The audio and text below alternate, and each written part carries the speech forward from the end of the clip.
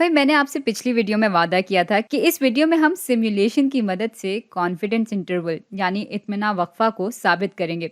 तो मैं अपना वादा पूरा करने के लिए आ गई हूँ। यहाँ पे फ़र्ज़ कर लेते हैं कि हमारे पास एक मशीन है जिसमें मुख्तलिफ़ किस्म की गेंदें मौजूद हैं और इसमें हरी गेंद आने का इम्कान 0.6 के बराबर हम सेट कर लेते हैं।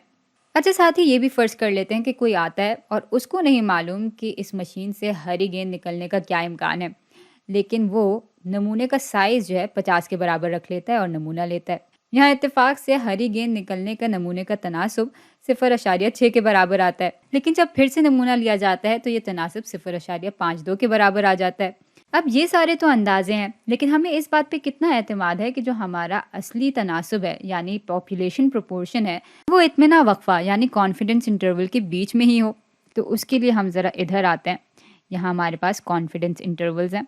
अब इत्मीना वक्फा कैसे मालूम करते हैं वो हमने पिछली वीडियो में देख ही लिया था।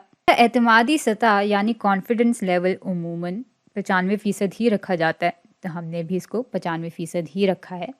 अब ये सारी बातें इस बात की निशानदेही कर रही हैं कि 95% इस बात का इम्कान है कि हमारा जो नमूने का तनासुब है वो असली तनासुब और दुगने मयारी इन्हिराफ के फासले के बीच में ही होगा। या हम ये भी कह सकते हैं कि असली तनासुब उस वक्फे के बीच में होगा जहां दोनों तरफ नमूने के तनासुब और उसके बीच का फासला दो मयारी इन्हिराफ के बराबर होगा।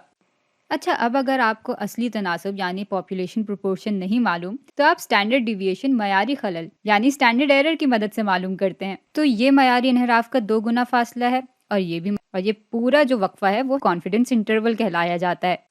तो हमने बहुत सारे वक्फों का नमूना ले लिया है और आप देख सकते हैं कि हर वक्फा मुख्तलिफ है और वो इसलिए क्योंकि हर बार हमारे नमूने का तनासब मुख्तलिफ आ रहा है।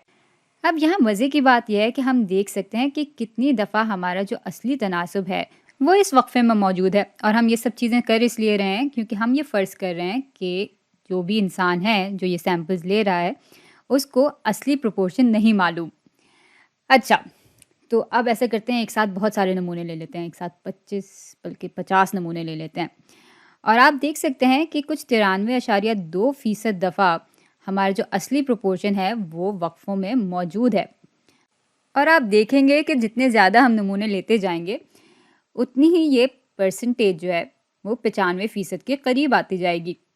तो यूँ पिछली वीडियो में जो साबित करने का मैंने आपसे वादा किया था वो मैंने एक तरह से पूरा कर दिया है। अच्छा, अब ज़रा एक और दिलचस्प बात देखते हैं। अब वो ये है कि अगर मैं सैम्पल साइज़ को बढ़ा दूँ यानी नमूने के साइज़ को बढ़ा दूँ तो हमारा कॉन्फिडेंस इंटरवल छोटा होता जाएगा, लेकिन फिर भी चूंकि हमारी एतमाद की सतह 95% ही है, इसलिए 95% दफ़ा ही हमारा जो असली प्रोपोर्शन है यानी पॉपुलेशन प्रोपोर्शन है वो वक्फों में मौजूद होगा और 5% दफ़ा वो वक्फों में मौजूद नहीं होगा।